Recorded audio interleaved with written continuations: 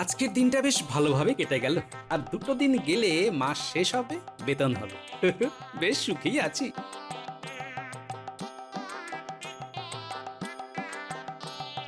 কি গো গোপাল দাদা, আছো কেমন? আরে তুমি, তা তোমার ব্যবসাপত্র কেমন চলছে? তা ভালোই চলছে তোমাদের আশীর্বাদে। এই যা, একটা কথা বলতে ভুলে যাচ্ছিলাম। কি কথা গো?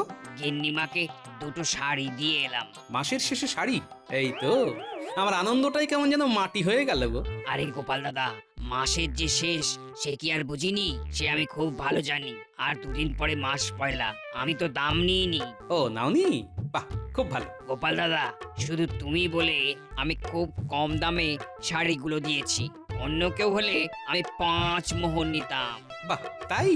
কি আনন্দ আমার গো। তা কত দক্ষিণা নিচ্ছ বলো তো? গিন্নিমা তো দুটো শাড়ি নিয়েছে, এই শাড়ি প্রতি আমি নিয়েছি 3 মোহর। সব মিলে 3 দুগুণে 6 মোহর। ছটা মোহর? আর সত্যি তুমি কত আমার কথা ভাবো বলো তো। দুটো শাড়ির দাম 10 মোহর হতো, সেই জায়গায় তুমি নিচ্ছ 6 মোহর। ভাবা যায়? তবে তবে তোমাকে কত ভালোবাসি বলো, কত মানি। হ্যাঁ, সে তো আমার পরম সৌভাগ্য। আমি আসি গো। কবে নাগাদ আসবো গোপাল দাদা তোমার বাড়ি? ওই শাড়ির দাম নেবার জন্য তো। ওই মাস পয়লাতেই এসো। ঠিক আছে গোপাল দাদা, দাম নিয়ে আমি একদমই ভাবি না। ও তোমার কাছে থাকা আর আমার কাছে থাকা একই ব্যাপার। তাহলে মাস পয়লাতে তোমার বাড়ি যাচ্ছি। উফ, কথা বলতে পারে বটে। সত্যি, একেই বলে কইয়ে বলিয়ে।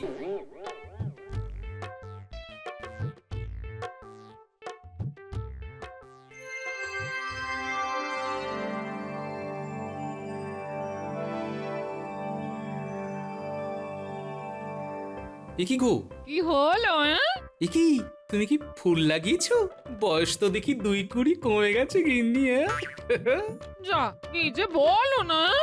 আজ একটু ইচ্ছে হলো, তাই একটু সাজলাম। তোমার ভালো লাগেনি? ব্যাপারটা ঠিক কি হচ্ছে ধরতে পারছি না তো। কি গো, কি কথা বলছো না কেন? বলো বলো। হ্যাঁ, আমি তো বাক্যহারা গিন্নি।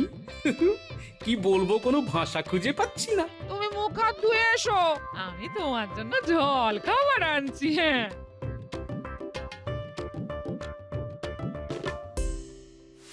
এইখানে মানুষটাকে খেতে দি, থালায় সাজিয়ে দি মিষ্টিগুলো, দেখতে ভালো লাগবে। আর এইখানে রাখি মুড়ি আর বাতাসা। কি কি দেখি? আচ্ছা, আমি এটা কি সত্যি দেখছি? তুমি বসো, কি ভাবছো বলো তো তখন থেকে? আচ্ছা গিন্নি, আমার চোখ কান নাক সবকিছু খোলা আছে। নাকে ঢুকছে সুন্দর গন্ধ। এসব কি সত্যি? এই তখন তুমি কত ভালো ভালো কথা বললে। সব শুনলাম। হ্যাঁ গো, আমার কান ঠিক আছে তো গিন্নি? হ্যাঁ গো হ্যাঁ, সব সত্যি। তুমি সত্যি, আমি সত্যি, এই মিষ্টিগুলো সত্যি। আচ্ছা, এই রকমটা প্রতিদিন হয় না কেন গো? এই শোনো না, একটা দারুণ দারুণ ঘটনা ঘটে গেছে। হ্যাঁ সত্যি, তোমায় সবাই কত সম্মান করে। হ্যাঁ, আসল কথায় এসো। আমায় সম্মান করে কি করে বুঝলে?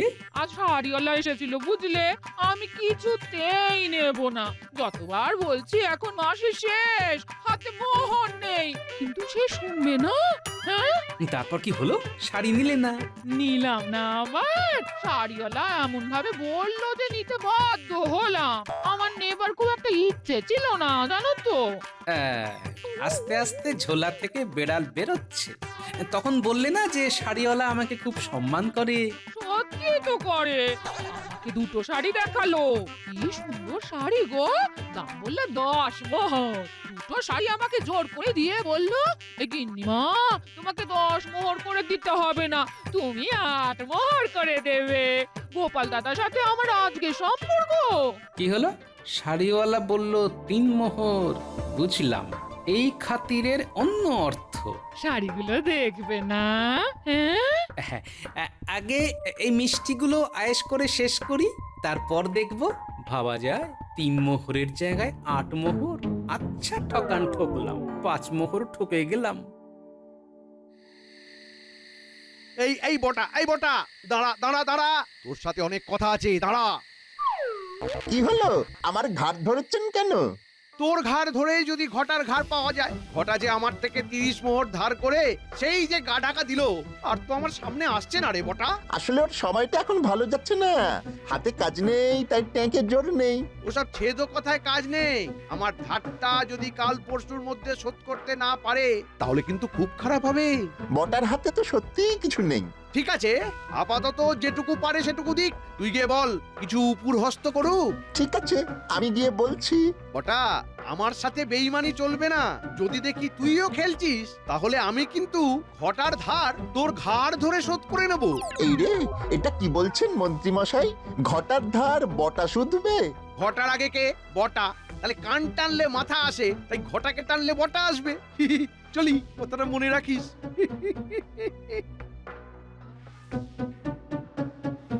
না, ঘটাকে গিয়ে বলতেই হবে।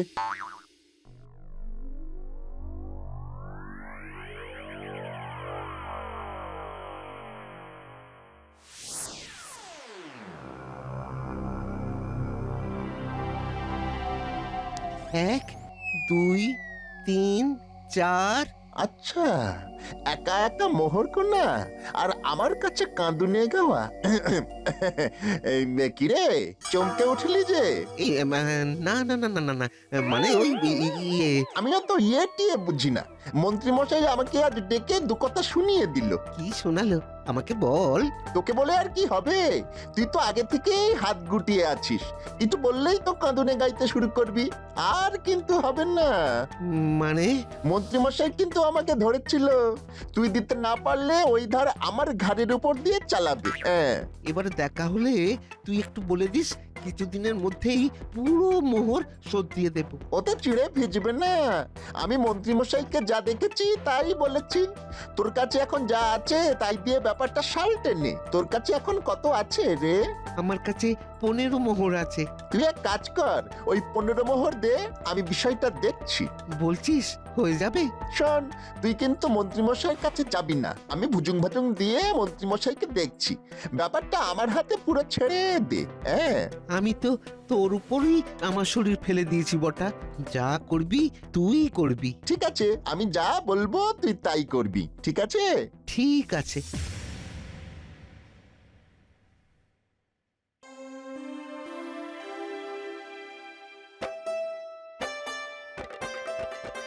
আজকের সন্ধে থেকে সময়টা যেন আমার কাছে স্বপ্নের মতো চলে যাচ্ছে। আহ, ঠকেও কিরকম সুখ। এই নাও, এক কিলি মুখে দাও। মুড়ি আর এলাচ দিয়ে সে জেনেছি গো। হ্যাঁ, বাবা, ঠকেও সুখ কেনা যায়? 5 মোহর ঠকলাম। এই মাঝে মাঝে কোথায় হারিয়ে যাচ্ছ? তোমার এই এক খেলিতে খিলখিলিয়ে উঠছি আর ভাবছি। কি ভাবছো? না থাক, বুঝলে গিন্নি, এমন কিছু কথা আছে যেগুলো না ভাবতেই ভালো লাগে, বললেই ঠিক উল্টো প্রতিক্রিয়া হবে। তাই যেগুলো ভেবে আনন্দ পাই সেগুলো ভেবেই যাই, ভেবেই আনন্দ পাই। বুঝলাম না। হ্যাঁ, কিছু কিছু কথা আছে যেগুলো না বোঝাই ভালো। হ্যাঁ, যে শাড়িগুলো দেখলে সেগুলো আমাকে খুব ভালো মানাবে না? হ্যাঁ হ্যাঁ, মানাবে তো, না মানালে নেবে কেন? নাও গিন্নি, শুয়ে পড়ো, কাল আবার সকালে কাজ আছে, রাজসভা আছে।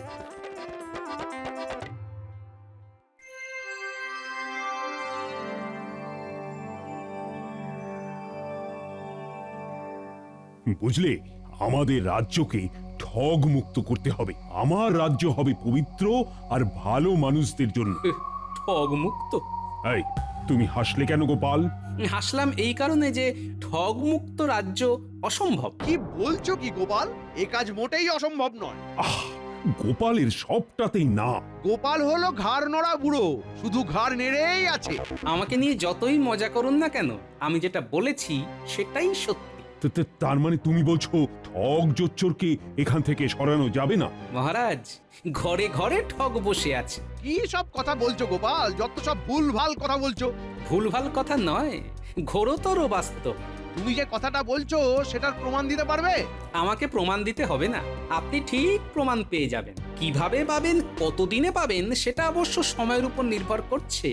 খুব তাড়াতাড়ি হতে পারে, আবার দেরিও হতে পারে। এরকম ঘুরিয়ে পেঁচিয়ে কথা বলছো কেন? হুম, কোনো কথা ঘুরিয়ে পেঁচিয়ে বলছি না মহারাজ, শুধু চোখ কান খোলা রাখতে বলছি। খোলা রাখলেই বুঝতে পারবেন। মন্ত্রী, গোপাল যাই বলুক না কেন, তুমি কিন্তু কাল থেকেই ঠগ বাছা শুরু করে দেবে। মন্ত্রীমশাই দেখবেন ঠগ বাজতে গা উজাড় হয়ে যাবে।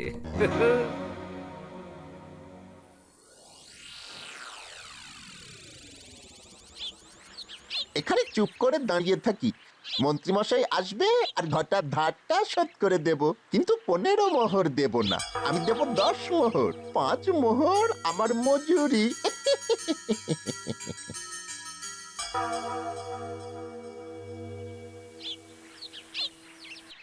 বটা দাঁড়িয়ে আছে দেখছি, দেখি কাল তো ধারের কথা বলেছি, দেখি ধার আজ শোধ করে কিনা। এ বটা, কতক্ষণ দাঁড়িয়ে আছিস? বেশিক্ষণ নয়, এই একটু আগেই এসেছি। ঘটার সাথে দেখা হয়েছে? কিছু বলেছিস? বলেছি, আপনার ধারের কথা বলেছি। ঘটা কিছু মোহর দিয়েছে। দিয়েছে? কি? বাবা বাবা বাবা, তা কত দিয়েছে? মন্ত্রীমশাই, ঘটার অবস্থা খুব খারাপ, ও খুব কষ্টে আছে। ও 10 মোহরের বেশি দিতে পারলো না, একটু দয়া করে ক্ষমা করে দিন। মাত্র 10 মোহর? ঠিক আছে, তাই দে, কিছু তো দিল, দে। এই নিন মন্ত্রীমশাই। আর 20 মোহর কবে দেবে জিজ্ঞেস করে নিস, কেমন? ঠিক আছে, আমি এখন চলি।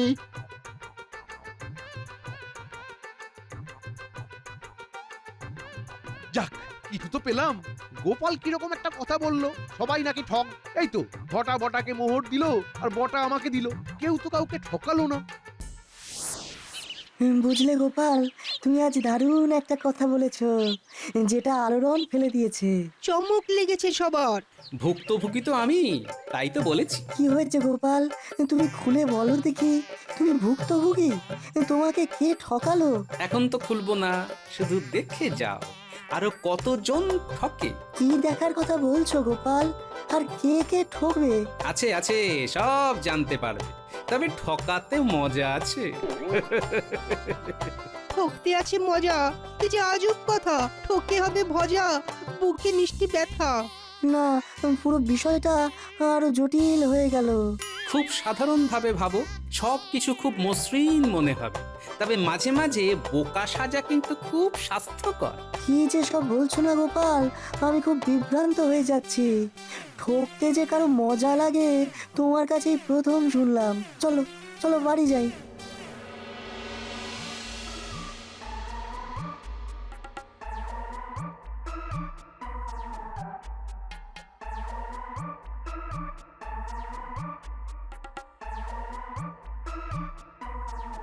ওমা, তুমি দাঁড়িয়ে আছো, কেউ আসবে নাকি? কেন তুমি আসবে না? তাই তাই তো দাঁড়িয়ে আছি তোমার জন্য।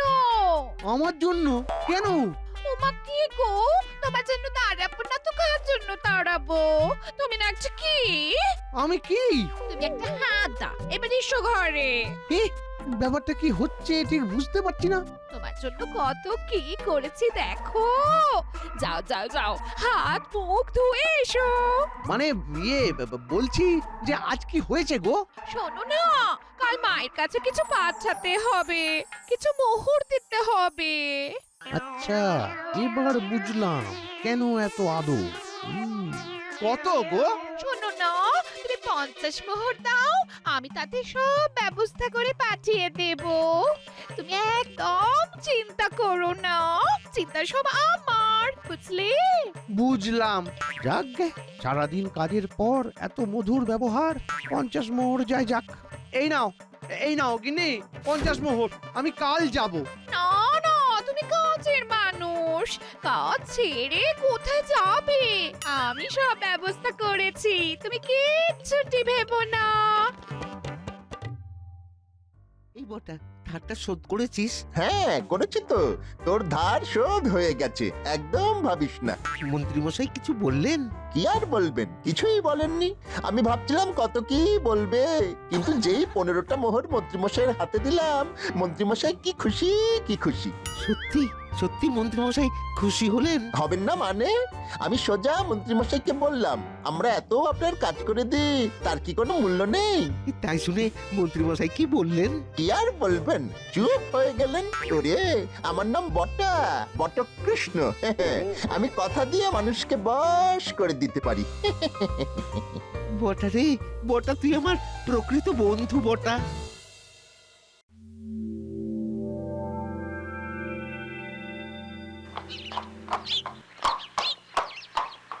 মন্ত্রী মশাই, ও মন্ত্রী মশাই। কে ডাকে? এত সকালে গাড়োয়ান গাড়ি নিয়ে এলো যে, দেখি তো গিয়ে।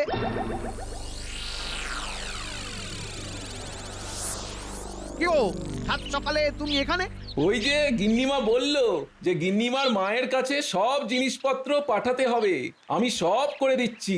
গিন্নিমাকে বলেছি আপনাকে কিচ্ছু চিন্তা করতে হবে না, আমাকে মাত্র 30টা মোহর দিলেই আমি সব কাজ করে দেবো, কেমন?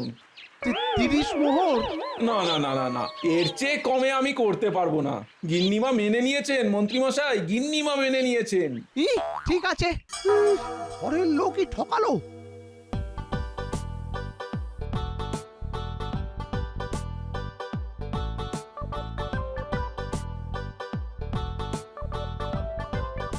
গিন্নি, ভাত পারো, খুব দেরি হয়ে গেছে। আমি চট করে দুটো ডুব দিয়েই আসছি। যাও প্লিজ স্নান করে এসো, আমার রান্না হয়ে গেছে। হ্যাঁ, তোমার জন্য বাজার থেকে একটা বড় দেখে ইলিশ নিয়ে এসেছি। ব্যাগটা খুলে দেখো। ও মা, তাই? এ মা, তুমি এর একটু আগে বাচ্চাটা আনতে পারতে তো, তাহলে তোমাকে ইলিশ মাছ ভেজে দিতাম। হ্যাঁ, এই গরম ভাতে ইলিশ মাছের তেল তোমার খুব খুব প্রিয় না? আরে গিন্নি, তুমি খেলেই তো আমার খাওয়া। আমার জন্য ভেবো না। স্বাদ থাকলেও সাধ্য থাকে না। এই ইলিশ মাছটা দেখলাম আর তোমার মুখটা মনে পড়ে গেল, বুঝলে, তাই নিয়ে এলাম। ও মা, অনেক দাম তো। তাতে কি হয়েছে গিন্নি, তুমি খাবে। হ্যাঁ গো, তোমার কাছে হাত খরচ কিছু আছে তো, নাকি সব খরচা করে দিলে? হ্যাঁ, না থাকলে কি তুমি দেবে গিন্নি? হ্যাঁ দেব। বলি সংসার খরচ খরচা বাঁচিয়ে আমি কিছু মোহর জমিয়েছি। হ্যাঁ, থাকুক, ওটা তোমার কাছেই থাকুক। যখন সংসারের প্রয়োজন পড়বে তখন দিও। তবে একটা কথা বলবো গিন্নি, হ্যাঁ হ্যাঁ, বলো বলো। মাঝে মাঝে ঠকা ভালো। মানে? ও তুমি বুঝবে না, আমি স্নানটা সেরে আসি। হ্যাঁ, আহ?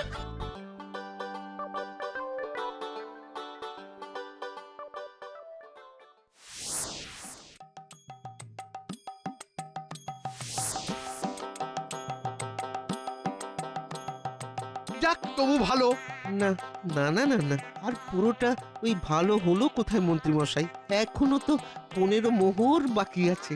ভুল করছিস, 15 নয়, 20 মোহর। কি 20 মোহর? ওই বাকি আছে। মানে এতে অবাক হবার কি আছে? তুই আমাকে আরো 20 মোহর দিবি। 20 মোহর দেবো কেন? কেন দিবি মানে? তুই কি হিসেবে এতই কাঁচা? তুই আমাকে শোধ দিলি 10 মোহর, আমার কাছে তোর ধার 30 মোহর, তাহলে আমাকে কত দিতে হবে তোর? কোথাও একটা গোলমাল হচ্ছে। আমি তো আপনাকে 15 মোহর শোধ দিয়েছি। বাবা বাবা বাবা, 10 মোহর দিয়ে বলছিস 15 মোহর দিয়েছিস? তুই তো সাংঘাতিক ঠক। তোকে এই কৃষ্ণনগর থেকে তাড়াতে হবে। মহারাজ আমাকে ঠক বাঁচতে বলেছে। আমি তোকে পেয়ে গেছি। হ্যাঁ, দাঁড়ান দাঁড়ান দাঁড়ান, আমি বটাকে ডাকছি। বটার হাতে আমি 15 মোহর দিয়েছি। তুই বটাকে 15 মোহর দিয়েছিস? তবে নয় তো কি। আচ্ছা দাঁড়ান, বটাকে ডেকে নিয়ে আসছি। ঘটার কথাবার্তা শুনে তো মনে হচ্ছে ঘটা মিথ্যে কথা বলছে না। কি হলো মন্ত্রীমশাই, কি ভাবছেন? আমি রাজসভায় যাচ্ছি, তুই ওকে রাজসভায় নিয়ে আয়, তারপর দেখছি যে কত ধানে কত চাল। আচ্ছা মন্ত্রীমশাই। বাবারে, আমার কি অবস্থা! ঘরের মানুষও ঠকালো, বাইরের মানুষও ঠকালো। প্রথমে আমার সহধর্মিনী, তারপর আমার চেনা জানা মানুষ। হায় রে, তার মানে গোপাল তো ঠিক বলেছে গোপাল। কি গো মন্ত্রী, তোমার মুখটা বাংলার পাঁচের মতো হয়ে আছে কেন? কি আর বলি মহারাজ, আমার কপাল মন্দ। কেন মন্ত্রী মশাই, আপনার আবার কপালের কি হলো? তুমি একেবারে সঠিক কথা বলেছো গোপাল। ঠগ বাজতে গাঁ উজাড় হয়ে যাবে। মানে তুমি আবার ঠগের পাল্লায় পড়লে নাকি? পড়লাম মানে? কালকে গোপাল বললো, আর আজ সকালে দুবার ঠগের পাল্লায় পড়লাম। দুবার? বলো কি? মন্ত্রী মশাই, আপনি একটু খোলসা করে বলুন তো, সবাই শুনি, শুনে বুঝি। মহারাজ, আমার ঘরেই তো ঠগ বসে আছে।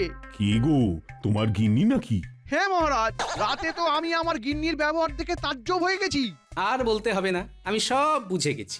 তার মানে রাতে গিন্নিমা আপনাকে কুটোটি নাড়তে দেননি কি, তাই তো? পঞ্চব্যঞ্জন সাজিয়ে আপনার দিকে তাকিয়ে বসে আছেন, আপনি মুখে তুললে তবে শান্তি পাবেন কি, তাই তো? তুমি এত সব জানলে কি করে গোপাল? গোপাল বউ কি ভেঙেছে তোমার কপাল? সে আর বলতে, আমার গিন্নিও মুখে হাসি গলায় মধু নিয়ে আমাকেও ঠকিয়েছে। তবে এই ঠকাতে আছে মজা। এটা হচ্ছে মা লক্ষ্মীর ভাড়ার ঘর। আমি জানি বিপদে পড়লে ওই ভাড়ার ঘর থেকে ঠিক সাহায্য আসবে। এই কথাটা একেবারে ঠিক বলেছ গোপাল। তোমাদের রানীমাও আমাকে একবার বিপদ থেকে উদ্ধার করেছিল। আবার সেই গল্প অন্য একদিন বরং বল। এক তো আমার গিন্নি আমাকে ঠকিয়েছে, সেটা না হয় মানলাম, কিন্তু চীনা মানুষ বটা আমাকেও ঠকালো, আবার তার প্রিয় বন্ধু ঘটাকেও ঠকালো। আশ্চর্য! এ তো হলো বদমাইশি। আমার রাজ্যে এই ধরনের বদলোকের স্থান নেই। বেশ, তাহলে বটাকে ডাকো। মহারাজ, মহারাজ বিচার করুন মহারাজ। আমি বন্ধু ভেবে 15টা মোহর বটার হাতে দিয়ে মন্ত্রী মশাইকে ধার শোধ করবো বলে ভাবলাম, আর বন্ধু বন্ধুকে ঠকালো। বটা, বটা এটা তুই কি করলি বটা? খুব দুঃখ দিলি। বটা, ঘটা তোমায় 15টা মোহর দিয়েছিল আগে আগে হ্যাঁ মহারাজ। এবং সেখান থেকে তুমি 5 মোহর নিজের কাছে রেখে দিলে। কি আক্কেল গো তোমার! ছি ছি ছি ছি ছি ছি। এই প্রহরীকে ডাকো। এর খুব অদ্ভুত শাস্তি। প্রতিদিন বাজারে সমস্ত লোকের সামনে 100টা করে কানমোলা, আর তারপর 14 বছরের সশ্রম কারাদণ্ড।